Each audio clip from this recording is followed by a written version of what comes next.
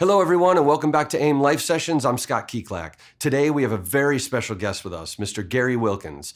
Gary's the head of the bass department and has been teaching here at AIMMM for nearly 25 years. He's played with countless musicians from Naughty by Nature and other rap groups to Sissy and Whitney Houston. Today he's going to show you different techniques on the bass with your picking hand.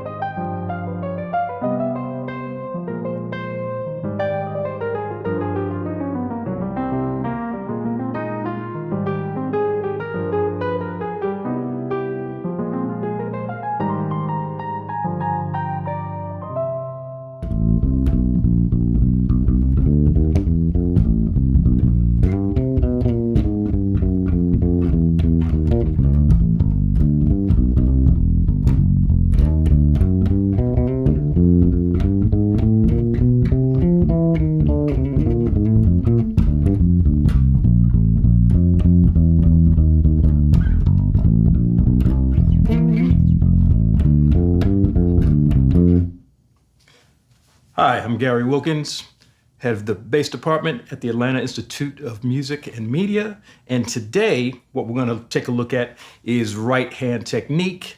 And this also applies to the left hand bass players as well. So I just started out just playing a walking bass line, jazz walking bass line. I played the blues and using one finger actually. So this is going to be a one finger technique for this particular segment. And this comes from bass players playing upright. So when you're playing upright bass, a lot of the bass players will play with just one finger, okay? And with that being said, it is actually more consistent as far as the tone. It is a lot easier to take one finger and apply the same amount of pressure as far as it being loud or soft. So to be consistent with that tone when you have the walking bass line thing, we're playing predominantly quarter notes, and you can actually be consistent with your tone, with the evenness of each note. Where when you're playing with two fingers, you have to spend more time working to get more of that even kind of sound because your fingers are obviously independent, and you could play a little bit harder with your index finger, I should say, or your middle finger. So it takes more control to get that evenness happening. So for that, this style, playing with the one finger is a good thing to get happening, okay? So I'll just play a little bit again of that.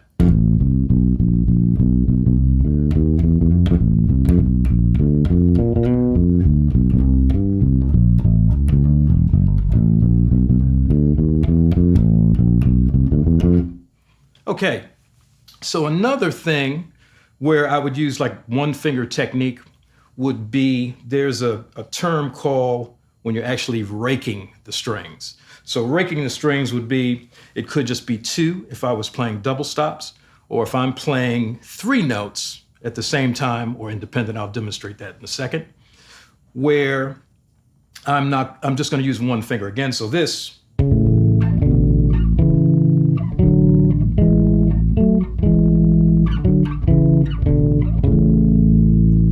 so I'm just taking my index finger and I'm raking across those three strings.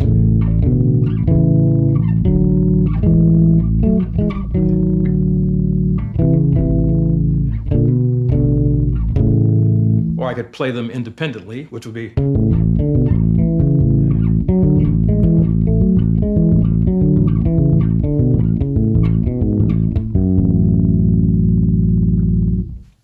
Okay, so that's another way of just utilizing just one finger by playing that, because I can play more evenly again, as opposed to alternating my fingers every time I play a different group of notes. So now, let's talk about, since I just mentioned double stops. Double stops became really a big thing back in the 70s. We had music where bass players, instead of just playing one note at a time, which a lot of the music was just that, as far as whatever the style was, rock, R&B, bass players were playing a lot of just one note at a time, not playing two notes. So a double stop came in, and the double stops were playing two notes at the same time. So let me give you an example of that.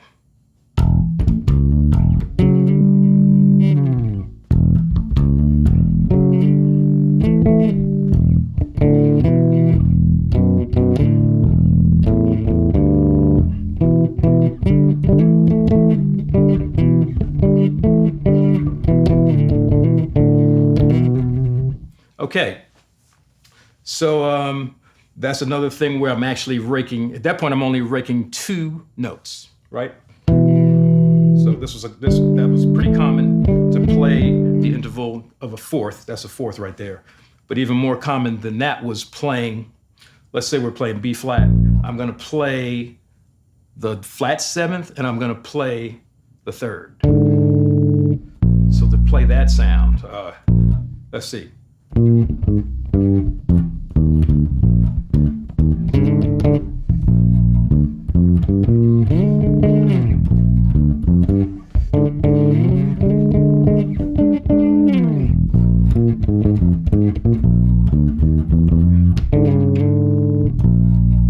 Yeah, so that was, like I said, that was a pretty common thing to do back in the 70s. It was a cool sound because the bass player basically had the opportunity to get above the harmony, okay, as far as just playing root and fifth, or just getting not really above the harmony, but above the octave. A lot of the bass lines stayed within an octave. Bass lines were pretty much performed there.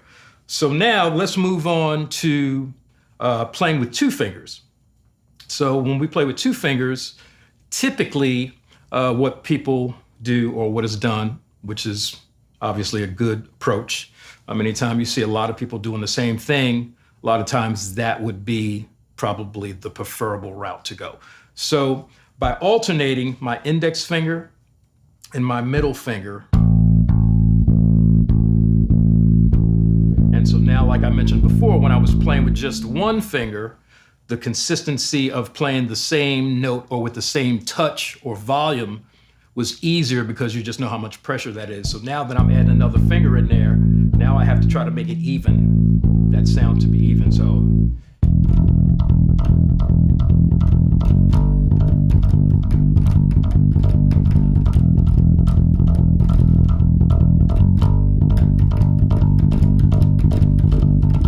right. So that would be pretty difficult for me to play that with just 1 hand. Yeah, I can't do it. Maybe if I practiced for a long time, I could. So anyway, we're playing with the 2 fingers now, alternating. Good idea to even skip the strings. So I'm playing my octaves on the E string and the D string, and then I'll play an octave on the A string and the G string. So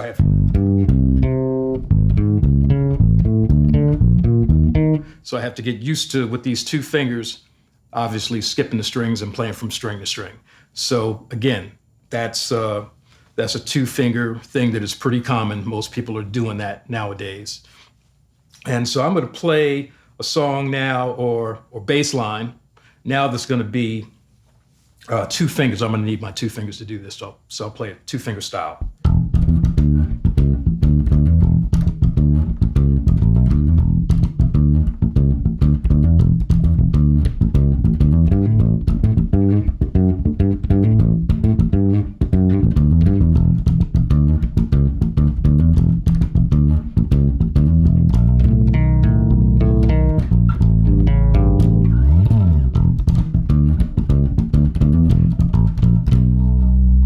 Okay, so now, with that being played, I'm gonna start talking about, along with the 2-finger concept, we're gonna talk about actually tone and articulation in the right hand, as far as what the sound sounds like. Okay, if I'm playing closer to my neck, to the fingerboard, I'm getting more of a deeper kind of sound if I play up here.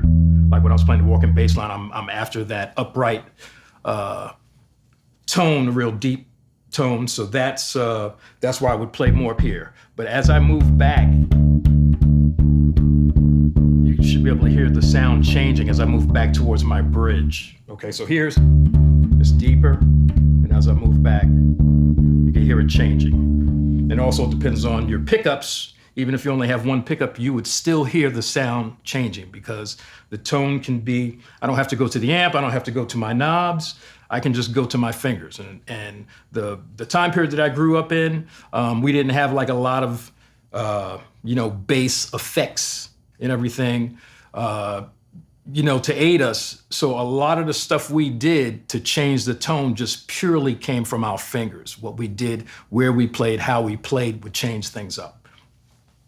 So one of the things, I'll play a little bit of this bass line again that I played with my finger, and then what I do sometimes, I will play with my fingernails. So if you can get your fingernails long enough, then you can actually try to mimic the sound of somebody playing with a pick, because that would be another technique that people use. People play with picks, and it could be because they're coming from being a guitar player and they switch to bass guitar that they're playing with a pick. Some of them could just like that sound of hearing the pick against the string, right? Because it's different than having your skin against the string, because it doesn't give you that real brightness. So in a lot of situations, what I did to get more presence and articulation, I would throw my nails in there along with my fingers. So at that point, I'm trying to get bottom and I'm trying to get the brightness of the articulation. So I'll play again. I'll play the bass line that I just played. I'll play some of it, maybe all of it. And then I'll turn around and I'll start playing with my nails, and you'll be able to hear the difference in the tone. And also, I will be playing, when I play with my nails, I'll slide back a little bit to my bridge, towards my bridge, and that's gonna give me more of a brighter sound as well, okay? So first with my fingers, actually, let's do a combination. So I'll play with my fingers and I'll play close to my fingerboard, right? Because I'm getting more of a deeper sound and a rounder kind of sound. And then when I play I'll just play the A section. I was playing a blues, so I'll just play the A, the first chord, which was E, like an E7. I'll play a bass line over E7. I'll just play that one. And then what I'll do is I'll move back and then I'll throw my nails in there into the mix. And you'll be able to hear how just the tone of the instrument sounds different. Here we go.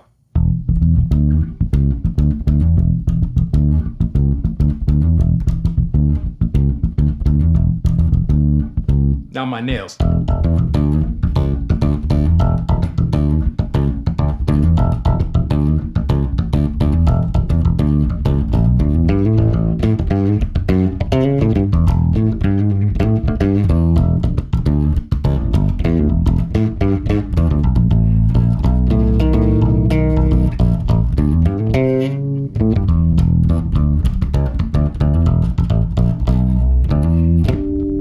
Okay, so again, I don't play with a pick, but I can get that similar articulation by using my nails. Okay, again, so I'm saving a lot of money on picks because I'm not buying them. Okay, so now let's, I think I talked already about a little bit about the different places to play on the neck. So that's something to really check out, no matter pretty much what the right hand technique, or left hand if you're a left-handed player, technique is. Once you move up and down this area of the bass, you can change your tone a little bit along with using your fingers in a different way. And the whole thing with dynamics, how we play, we attack things louder or softer, that's all coming from your picking hand technique. Takes control of all of that, all of those variations of tone and timbre. Okay, so I'll play another bass line right now, and hopefully you can hear how I'm trying to use dynamics in this bass line. And I will say that when I play this fill, I'm changing up the dynamics as far as I'm not gonna play as hard. If I'm playing faster licks or riffs, then I'm gonna play a little softer in my right hand. There should not be a drop in the level of it, the volume, as far as me playing the rest of the bass line when I play this fill. My intent is that the level stays the same, but I'm playing faster and I will lighten up just a little bit in my right hand so I'm able to play this riff. Okay, so.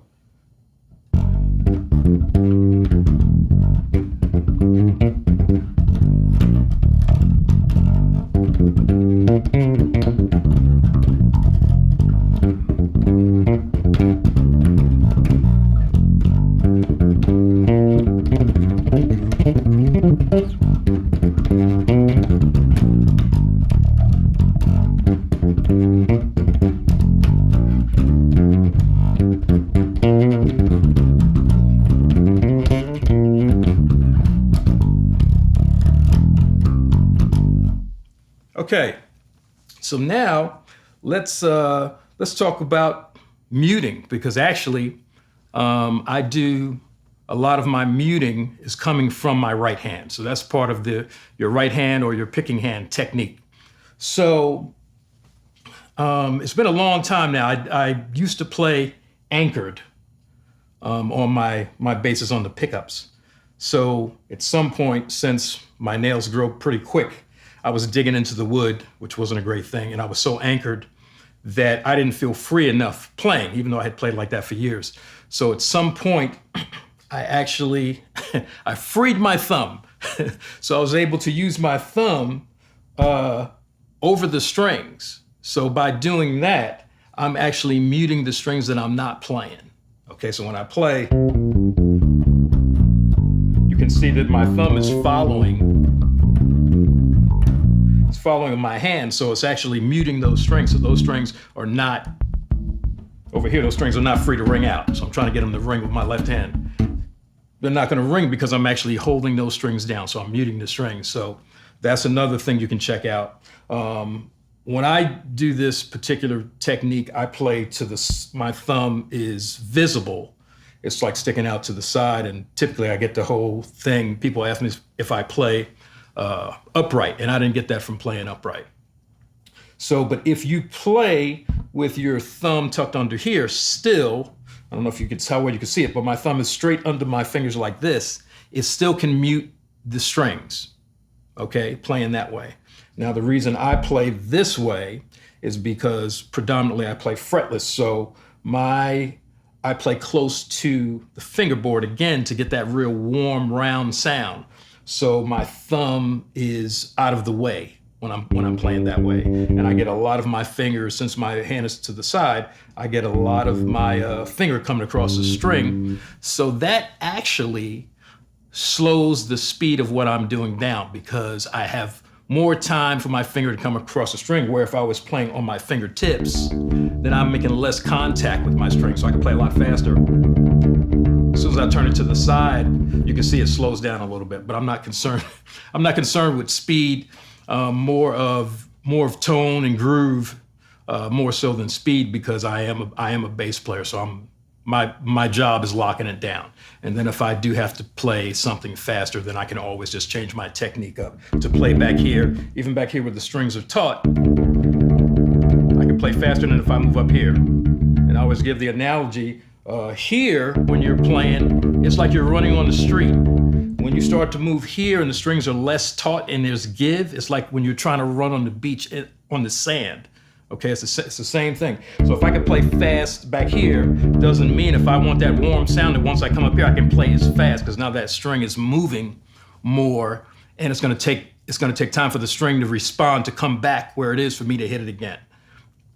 So yeah, so that's something to think about as far as the muting again, and different ways to mute just with your thumb. Okay, there are people who can apply their fingers to the strings that they're not playing, okay? I've tried that, that didn't work for me, okay? So, and I do have still muting coming from my left hand as well, so I don't have just strings ringing out, hopefully.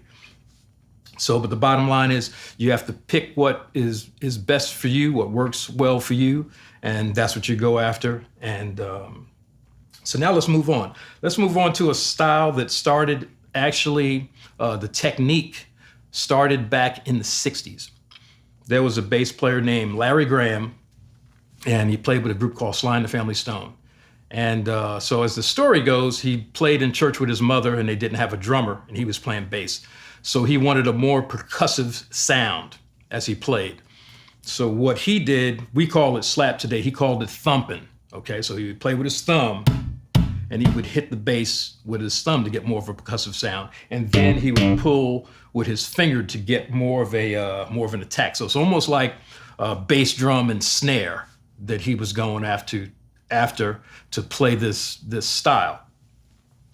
So with that particular technique, everybody's played basically the slap stuff. Most of the students that we get here at the Atlanta Institute of Music and Media, they already come in knowing this particular technique. Some people don't if they're not exposed to that kind of music.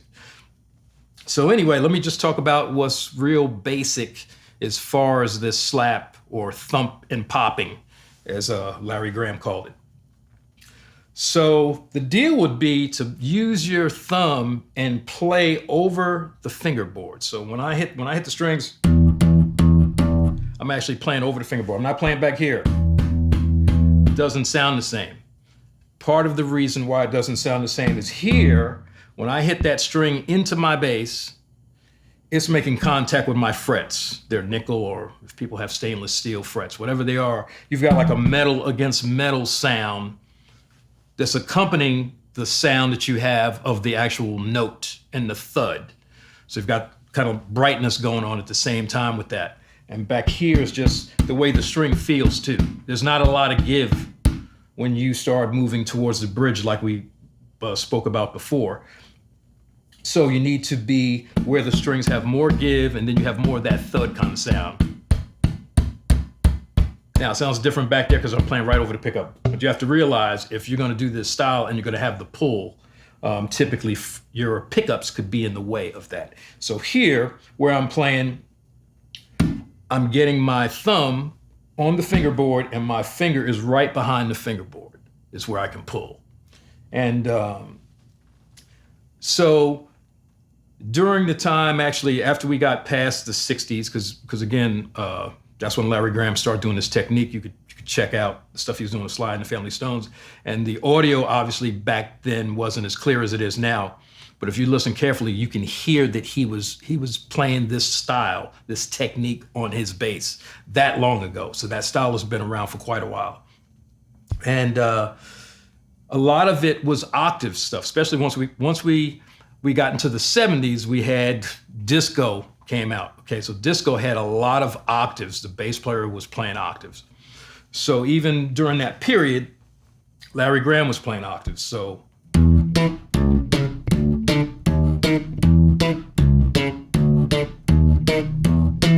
again, I'm just playing with my thumb, and then I'm pulling with my index finger. And then there's all kind of different rhythmic variations, obviously, that you can do with that.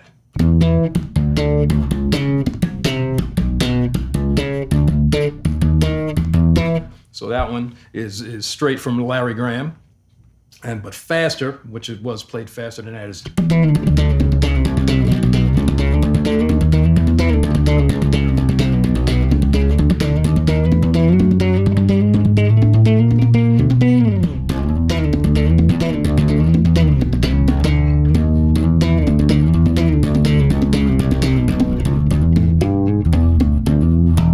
Okay, so you get the idea of that. And so the best way to start out with that kind of thing, again, is playing octaves and then play, like I actually demonstrated with the two-finger technique as far as playing the octave and then on the E string and then the D string and then play on the A string and the G string. So you're playing octaves like this.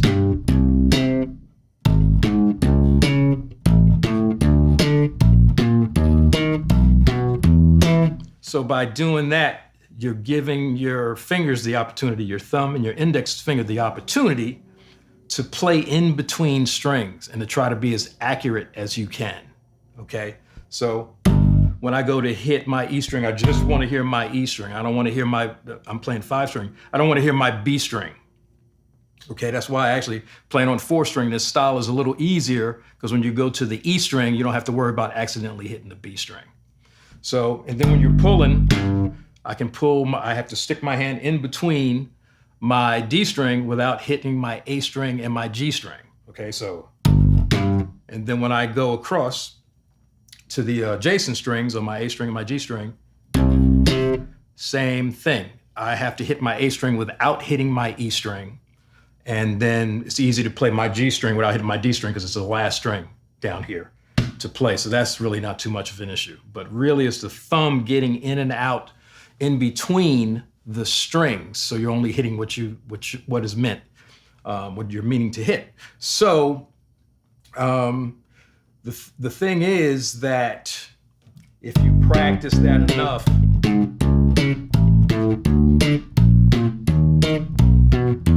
you can get in there. And I also, from habit, I wasn't taught this at the time. It was before I was a jazz performance major in college.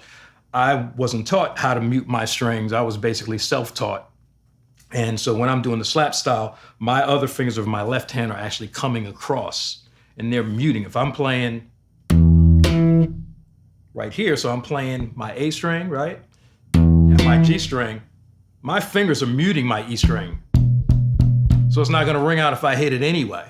So we're not talking about necessarily left-hand technique as far as the fingerboard is concerned, but that is one thing that is still valuable as far as knowing that when you are practicing your right-hand technique or a left-hand technique, if you're a left-handed player, basically your strumming or picking hand, to know that, you know, you can use your other hand. In this case, since I'm right-handed, I can use my left hand to mute the strings. And if you're a lefty, obviously, you're going to use your right hand to mute the strings. So that's something that's important to really try to get that together. So now let me play I'm going to play another bass line, a slap style bass line, which starts out pretty simple as far as I'm going to just try to keep hitting the E string.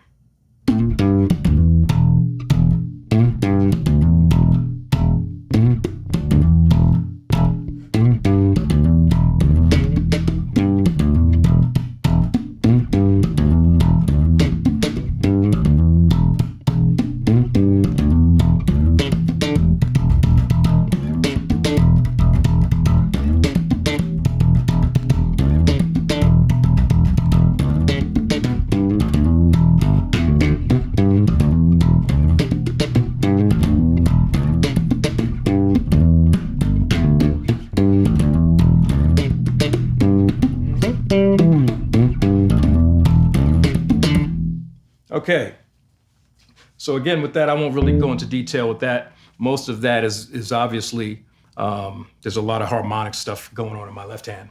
But the whole idea, there's points where I'm using, where I'm playing thumb, and then I'm using, all of that is just my thumb. I didn't even play any pops on that much of the bass line. Okay, and I'm playing my thumb again. And there I'm doing the pulls with my index finger on the G string. So slower is,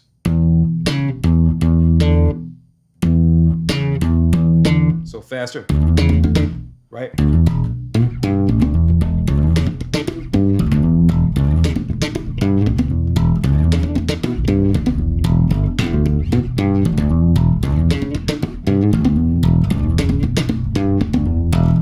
Yeah. So you have to have, it's a different kind of dexterity. Okay, so we obviously have the dexterity of playing alternating index finger and middle finger, and then you have this other dexterity that goes on when you're playing slap lines.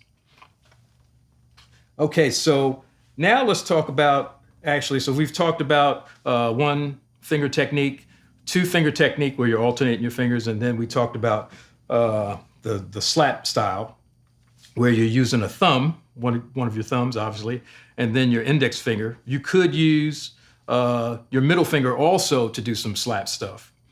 There's people who are doing that. You can check that out. For most of the stuff that I've done, I haven't had a need to use my middle finger on the slap stuff. Okay, so now let's look at playing with three fingers. So three finger technique. So what has happened to the bass since the bass was invented? It's been growing, it's been changing. People have been doing different things with it. It's started out as 4-string, 5-string, 6-string. I've seen 7 strings. I've seen 8 strings. I've seen photos of 9 strings, 12 strings. So really the instrument is still growing. And as far as what people are doing with it, it's still growing. So at some point, I talked about the double stops earlier, and it got to the point where people start playing chords on bass, okay? So if you're playing chords on bass guitar, a lot of times we're talking about using more than just 2 fingers to do that. So I'll play through a little bit of this chord progression so you can just hear these chords. So I'm gonna use my thumb, I'm gonna use my index finger, and I'm gonna use my middle finger.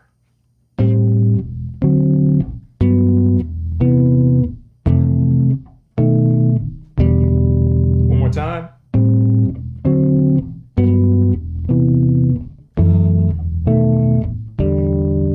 Or I could even arpeggiate them.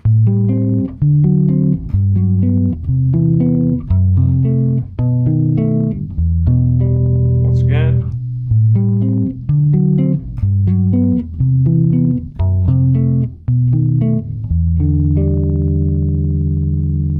Okay, so that's a good thing to be able to do, because you never know if you're playing in a situation where you have just guitar, bass, and drums. If the guitar player solos and you're just playing the bass line, then the harmony, it's not completely lost. It all depends on what the guitar player is playing and what the bass player is playing. But you can fill in and play chords if that's needed. So again, just using your 3 fingers on that.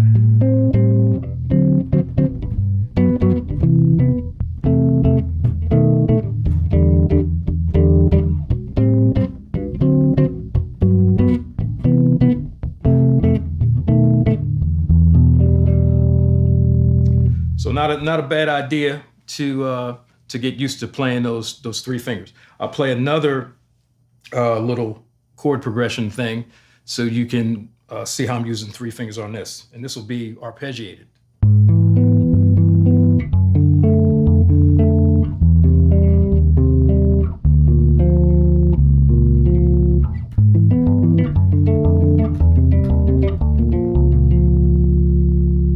So in this case, I'm playing chords, not necessarily in root position. So I'm skipping strings. So I have to have these 3 fingers. So I'm playing thumb, index finger, middle finger.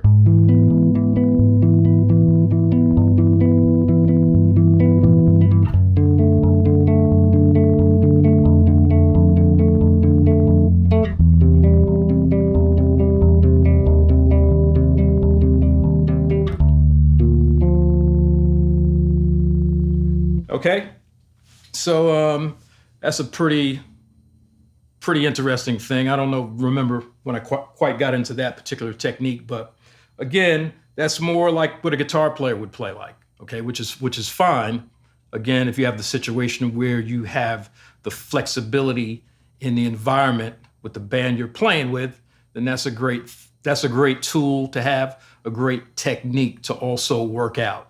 So you can make things fuller as a bass player if it's needed. If it's not needed, then you have a guitar player and piano player.